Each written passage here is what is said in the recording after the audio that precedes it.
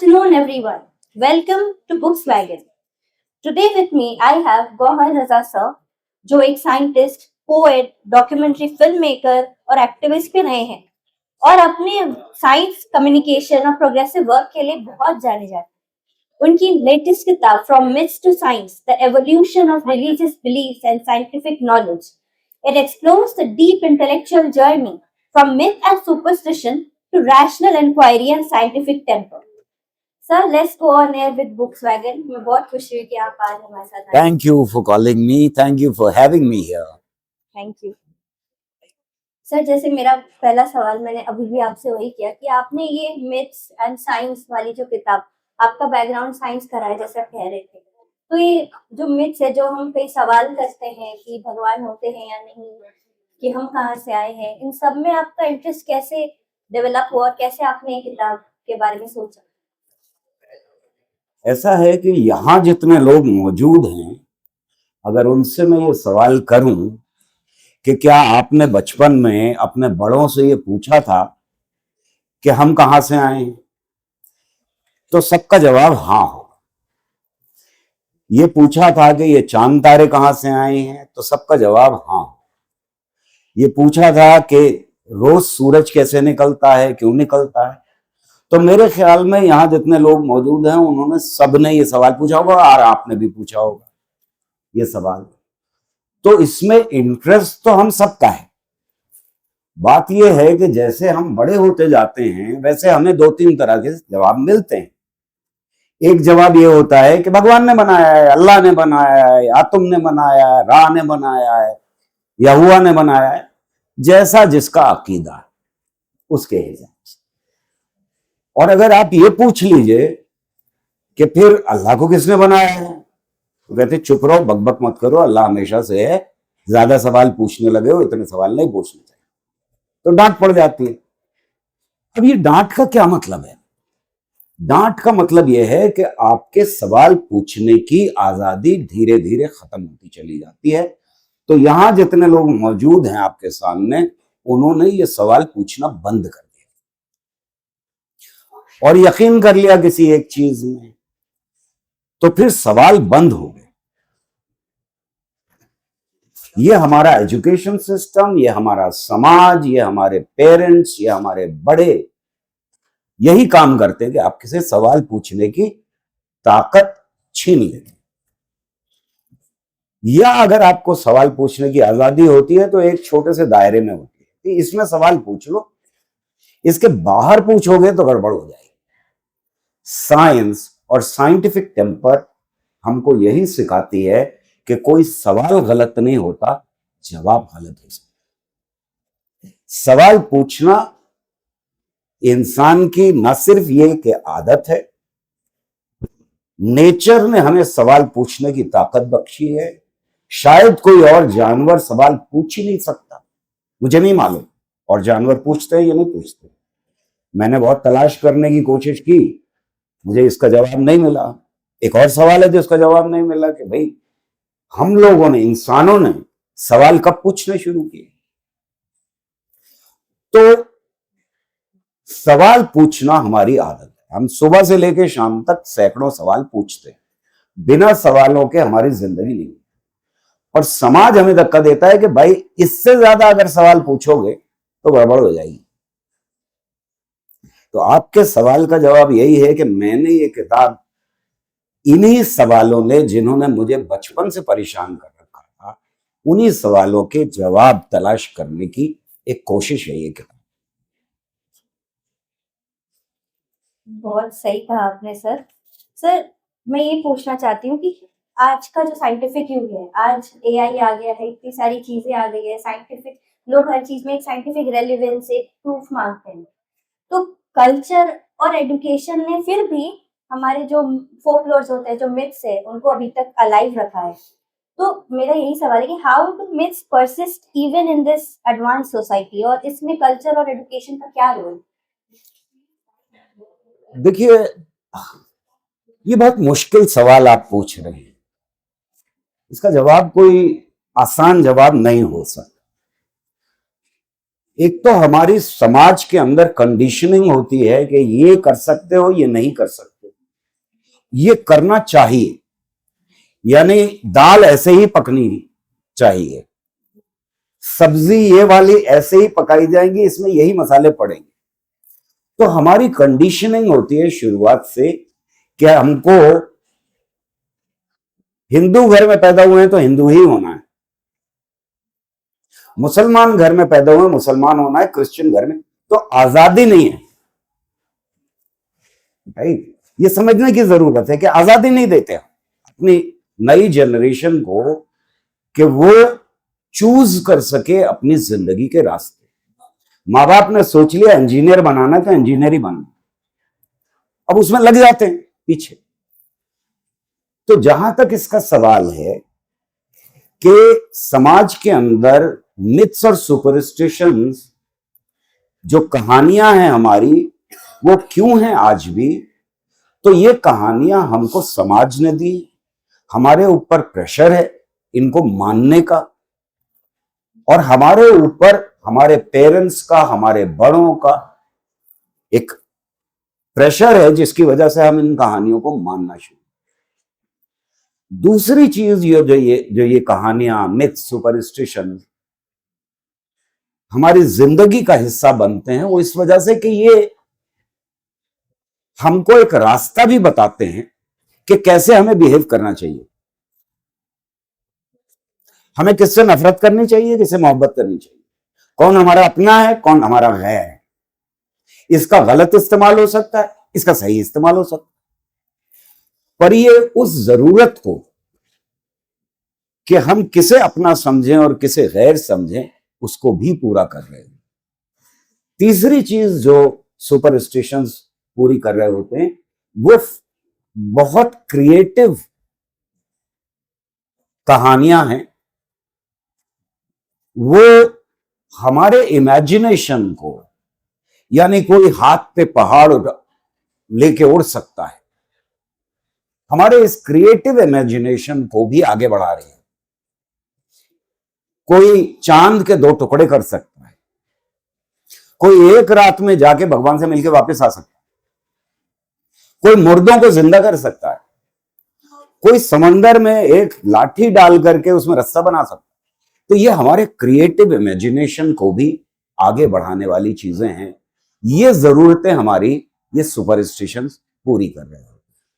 और आखिरी चीज जो पूरी कर रहे होते हैं, मैंने 3 चीजें आपको बताई, चौथी चीज भी जरूरी है, वो ये कि हमारे मरने के बाद क्या होगा। ये बड़ा सवाल है।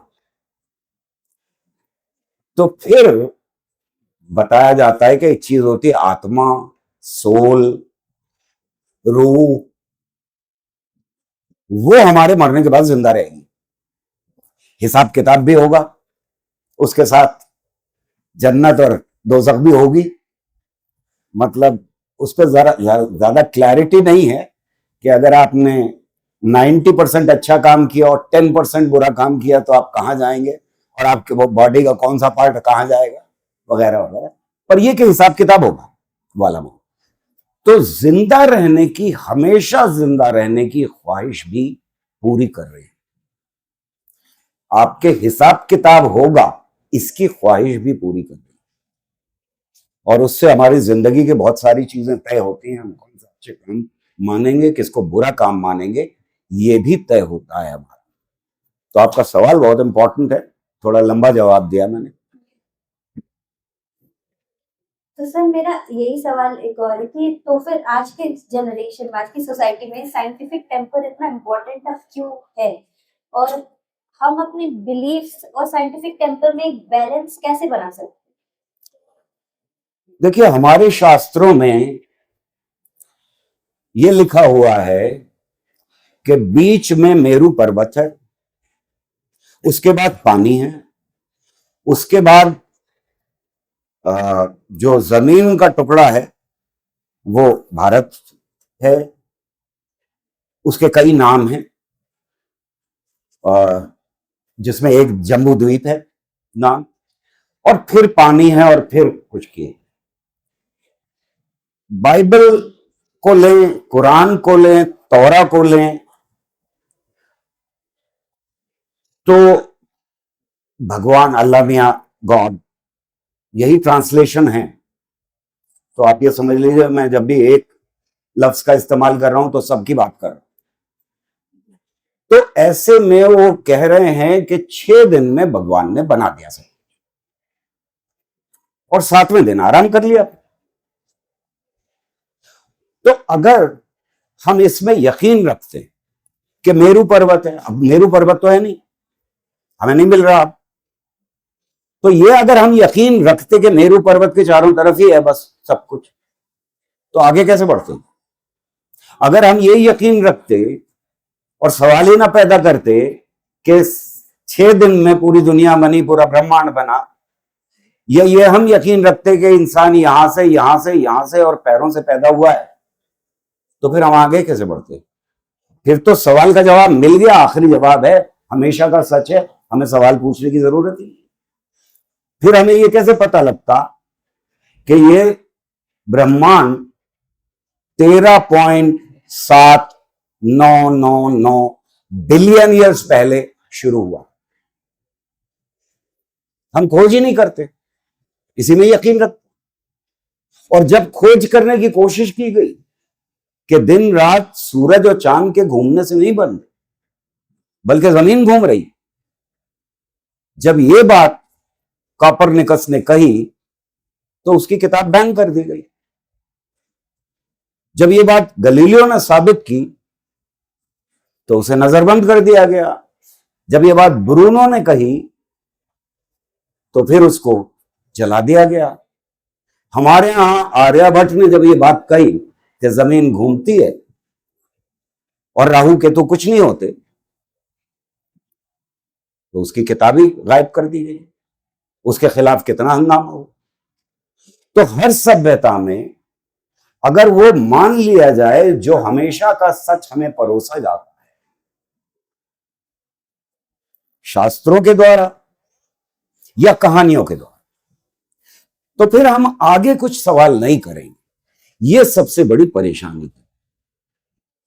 अगर हम इस तरह से बताएं अपने बच्चों को, अपनी अगली नस्लों को जो यहां मौजूद हैं, और मुझे लगता है कि वो नई किताबें खरीदने आएंगे जो बड़े दिल को खुश करती है मेरे बात, कि ये कहानियां हैं, ये हमारा धरोहर है, ये हमारा खजाना है और इनसे हम बहुत सारी चीजें सीख सकते हैं। बहुत मजेदार खूबसूरत कहानी है, बहुत फ्लाइट ऑफ इमेजिनेशन है इसमें। लेकिन सवाल तो पूछो, फिर डिसाइड करना। पहले मान लिया तो सवाल बंद हो जाएंगे और विकास रुक जाएगा। और मेरा मानना यह है कि हर नई नस्ल की यह जिम्मेदारी होती है कि वो पुरानी नस्ल मेरे जैसे बुढ़ों से बेहतर हो,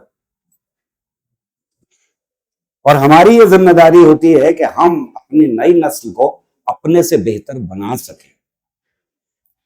तो अगर सवाल नहीं पूछेंगे तो कैसे बनाएंगे वे? विकास ही रुक जाएगा, मानवता का विकास रुक जाएगा। सर, इससे पहले मैं ये कॉन्वर्सेशन एंड करूँ, आप हमारे रीडर्स जो आज हमें सुन रहे हैं उनको क्या मैसेज देना चाहेंगे? मैं यही मैसेज देना चाहूंगा कि आपको सवाल पूछने से समाज रोक रहा है, एजुकेशन सिस्टम रोक रहा है, पॉलिटिकल सिस्टम रोक रहा है, मीडिया रोक रहा है, आपके बड़े रोक रहे हैं। इनसे बाहर निकलिए, हर एक चीज पर उंगली उठाइए, और ये मैं नहीं कह रहा, बुद्धा कह रहे हैं, जब आपकी सोच और तर्क की कसौटी पर कोई चीज पूरी उतरे तब उसको मानिए, और अगर मान लें तो फिर मानवता की भलाई के लिए इस्तेमाल करें। बुद्धा के वर्ड से मेरे नहीं, 2500 साल पहले। मेरा भी मैसेज वही मैसेज है, सवाल उठाना जरूरी है। और सवाल हम क्यों से नहीं शुरू करके कैसे से शुरू करें तो हमें वो विज्ञान की तरफ ले जाए। Thank you so much sir, आज आपसे बात करके मुझे भी बहुत कुछ सीखने को मिला एंड आई एम श्योर आपकी बुक से भी मिलेगा सब कुछ, बहुत कुछ सीखने के लिए। And thank you everyone for being with us here today. Thank you. My pleasure. के लिए एक बहुत पुरानी नज्म मैं चाहता हूं कैसे, मैं चाहता हूं कि पर्वत पे एक नज्म लिखूं,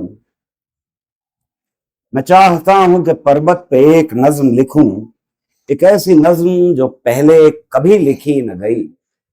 मैं चाहता हूं कि झरनों का बांकपन लिख दूं, ये चाहता हूं कि कागज पे काले लफ्जों से करूं मैं सब्त किसी शाम का से, धनक के रंग से खेलूं, लिखूं कि कुदरत ने मेरे कलम के लिए ही रचे हैं हर्ष ये सब। मैं चाहता हूं किसी शाम बैठूं फुर्सत से, वो शाम ऐसी हो जिस पर गुमा हो सुबह का, मैं तेरी आंखों की जुल्फों की तेरे होठों की तेरे बदन की तेरे पैरहन की बात करूं, कोई ख्याल नहीं, बस ख्याल हो तेरा, तेरे ख्याल में भीगी हुई वो सारी फजा। मैं चाहता हूं कि सर्दी की एक सुबह मेरी बयाज मेरे पास हो लौह कलम, मेरे करीब हो बरगद का पेड़ जो मुझसे जमाना पहले ये सरगोशियों में कहता था, बचा के रखना ये उम्मीद और ये बोला, वो सारी राज की बातें मैं हूं बहू गई। मैं चाहता हूं कि कोहरे की एक चादर हो, मैं अपनी आंखों में आंसू लिए वहां जाऊं जहां पे छोड़ के आया था अपने बचपन को, कलम की नोक से मैं फिर उन्हें तलाश करूं जो रिश्ते छूट गए और कभी न लौटेंगे। मैं कड़वे नीम के नीचे बनाऊं एक क्यारी, मैं नन्हे हाथों से पौधे लगाऊं फूलों के, बाहर आए तो सब बात तू समझ। मैं चाहता हूं मगर,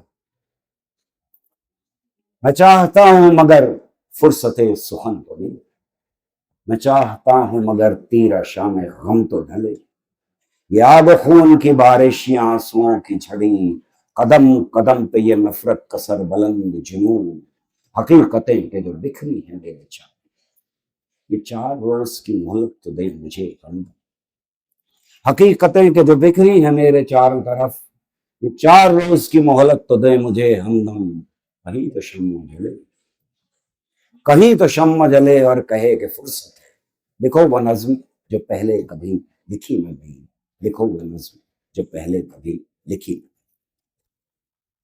मेरा नाम गौहर रजा है, मैंने ये किताब लिखी है फ्रॉम मिथ्स टू साइंस। ये बुक्स वैगन के ऊपर अवेलेबल है, आपको मिल सकती है, आप खरीदेंगे तो मुझे खुशी होगी।